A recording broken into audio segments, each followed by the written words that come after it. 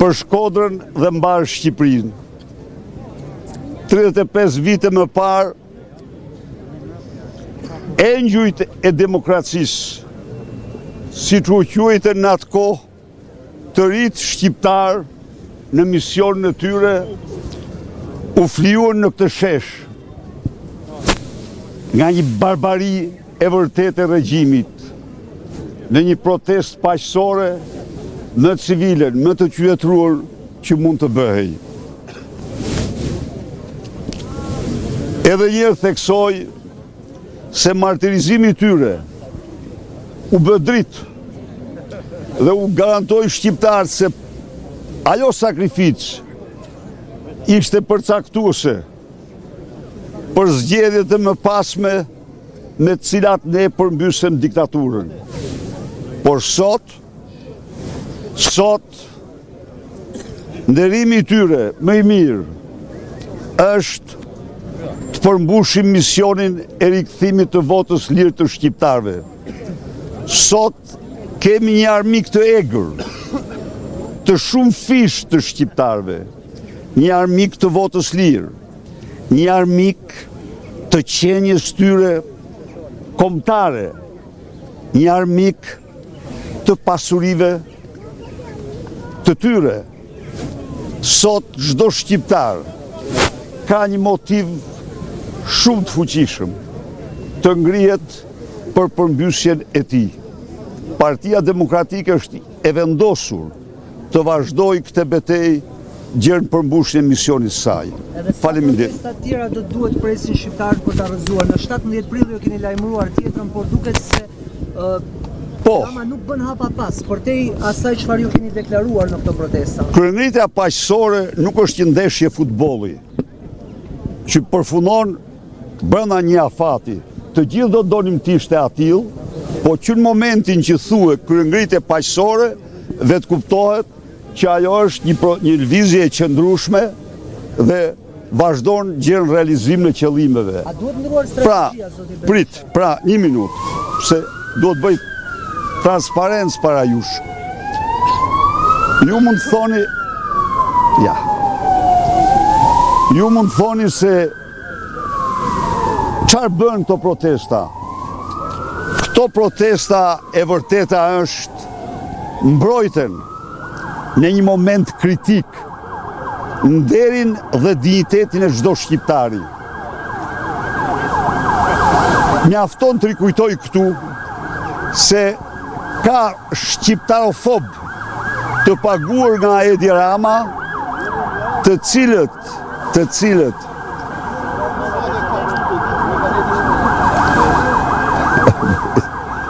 shqiptarofob të paguar nga Edi Rama, të cilët thonë se është në genë në shqiptarëve korupcioni. Dhe thonë këte pasi Lubi Balluku u mbrojt nga Edi Rama dhe nuk ngrihet populli. Populli është ngritur dhe populli do ngrihet. Dhe populli nuk pajtohet në absolute me qeveritarët hajdut. Për shqiptarët, një lloj si për çdo kom tjetër. Qeveritari që vjedh duhet hedh në rrugë. Për shqiptarët, një lloj si për çdo kom tjetër. E drejta e votës duhet jetë e paprekshme. Ndaj dhe ne mbrojtëm dinjitetin me protestat tona, dinjitetin kombëtar, dhe kanë patur jehonën më të jashtëzakonshme si gazetar që je duhet ta kesh ndjekur. Dhe kanë patur impaktin më pozitiv të justifikimin e plot. Tani, natyrisht, të gjithë do donim që ato të realizonin me njërë atë që dëshojmë. Po ajo kërkon durim, kërkon qëndres, kërkon vazhdimsi. Dhe ne jemi të përcaktuar për këto. Ne nuk ndahemi pa përmbush misionin tonë. Sot kryeministri Rama. Strategjia mund të... Jo, strategjia ne... Bravo. Ku është opozita sot?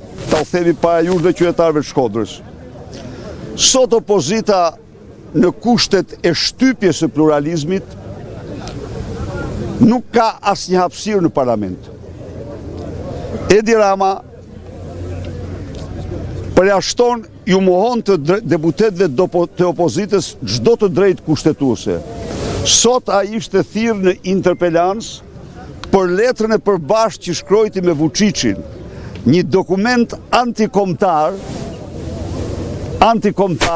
nga më të turpshmit, sepse ne vërtet kemi një turp kombëtar kryeministër siç është Edi Rama, vërtet kemi një kryehajdut kombëtar kryeministër siç është Edi Rama, por ne si komb absolutisht s'kemi asnjë lidhje me Rusinë, s'jemi quajtur kur zonë influente e Rusisë, nuk kemi rreshtuar kur me rusët, i kemi patur gjithmonë kundërshtar dhe armiq të qenjës sonë, dhe ky tani na barazon ne me Rusinë e vogël që quhet Serbia.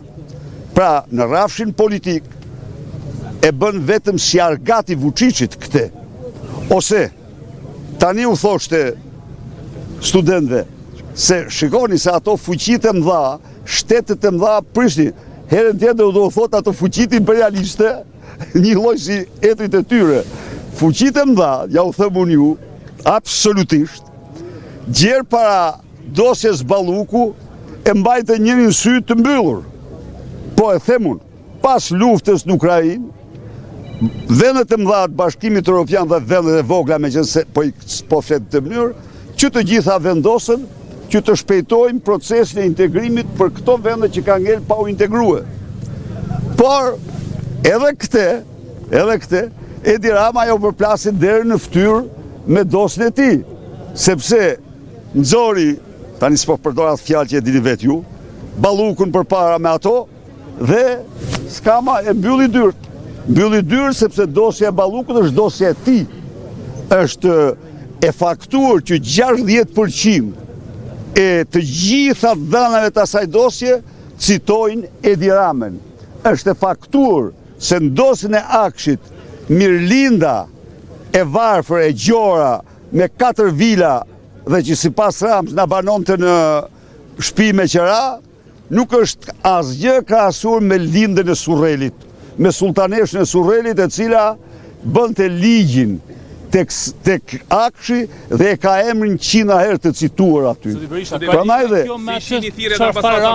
Rama sot tha që jemi më afër se kur Bashkimit Evropian, kemi mbështetjen e shteteve, por në një moment dyert edhe mund të mbyllen dhe shkak nuk duhet jemi. Bravo, e ka pas ka.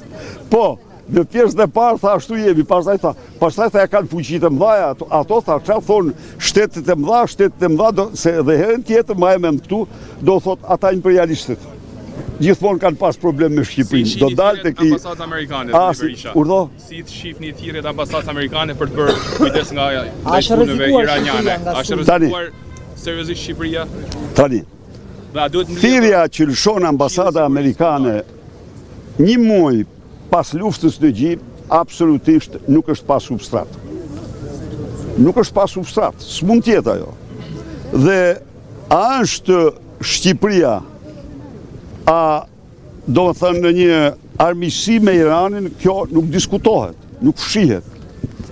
Tani, unë lexova cila është qëllimi ynë. Unë i bëj thirrje Aleanca Atlantikut Veriut, ashtu si po mbron Turqinë, ashtu të mbroj, na garantoj mbrojtjen kundër ajrore nga akte tyre, kurse për akte të brendshme duhet që forcat e rendit të garantojnë rendin dhe qetësinë. Këtu është gjëja më e domosdoshme. Por, të krahasosh ato me protestat e opozitës, je i smur, ke psikologjinë Ajetullahve. Dhe unë i them turp të kena më ta, që nxjerrin një vlerësim të atill. Nuk lëshohet një paralajmërim pa një bazë. Kjo është e sigurt. A ka Shqipëria mbrojtje nga NATO? Po, Shqipëria një lloj, çdo vend i NATO-s, hapësira ajrore e Shqipërisë është hapësirë ajrore e NATO-s dhe sigurt jemi që NATO-ja do na mbrojë. Ajo nuk do thotë se NATO-ja do na mbrojë nga atentate në tokë dhe këtu duhet të jenë shqiptarët vetë të kenë vëmendje. Por komunikate e lëshuar nga zyra e fugës narrativ, ju e dini. Edhe një fuga është narrati, e dini këta po jo? Se i kërkur sepse ai nuk pati fatin e Becit, që të rinë kryebashkiak i akuzuar, pra iku se janë mbathi me kohë. Pra nga zyre e fugës, se këto janë si puna atyre palajmërimeve që lëshon për protestat e opozicës, janë krahasime mjerane, ndaj dhe qytetarët, ata e kanë lëshuar për qytetarët amerikanë dhe kompanitë amerikane që operojnë, por nuk ka asnjë të keqe, se cili të ketë parasysh jetën normale, të vazhdojmë jetën normale pa asnjë ashtu, dhe t'i bëjmë thirrje NATO-s të përforcojë mbrojtjen e hapësirës ajrore të Republikës së Shqipërisë. Lidhet Këshilli i Sigurisë Kombëtare? Po ku është ai? Po pse Harami është Harami të mblidhet? Haram Begaj. Çka të bëjmë me sigurinë ai? Po lërë mos bësh shaka. Zoti Berisha, me qënë se përmëndër zotin Beci, ju a kanë faturuar jo pak që e keni patur mbi 10 vite bashkëpunëtor tuaj në drejtimin e fondit shqiptar dhe madje në fushat zoti Rama jo pak herë ka përmendur si një demokrat, siç po e shohim kohët e fundit dhe shumë të tjerë po i merr në xhirin e tij. Tani, po më pyete për demokratet, unë të përgjigjem. Po më pyete për ata që jipen me qera, unë s'kam punë me ta. Ata qofshin. E ke dhënë me qira? Ata i japin veten me qera. E japin veten me qera dhe dalën e bërtasin. Tan hajdudet i Po ata janë bravo. Ajo unë nuk them që s'ka qenë, ai ka qenë, por problemi është se ai është kap me përsh në dorë, kap duke vjedh dhe rrin drejton bashkinë. Po pse drejton bashkinë? Se Rama ka vjedh 10 herë më shumë, e me radhë me 100 herë më shumë. Pra këto janë një hajdut në zinxhir të cilët e po e shtrojnë vjedhjen në legjitimitet edhe kur dalin dokumentat dhe çdo gjë. Socialistët e Shkodrës kanë vendosur objektiv për zgjedhjet e ardhshme fitimin e 5 bashkive. Po do i fit patjetër kush? Socialistët. Çfarë flet më? Socialistët e Shkodrës do t'i shohin me dy lbi. Do i shohin me dy lbi. Çka të fundit apo ju dëmtojmë për plasjet e brendshme në këtë betejë përballë Edi Ramës. Ne kemi parë që demokratët e disa bashkive kanë protestuar në Selimlu dhe me sa duket më shumë po rrezoni brenda vetes. Absolutisht asnjë bashkie, dhe të themi gjë unë ty, vetëm sa na forcojnë. Pra ne jemi në një fushat të hapur antarësimesh dhe do mbetemi kësaj. Por dhe përjashtimet. Prit një minutë, po, do të viun aty. Do mbetemi kësaj. Por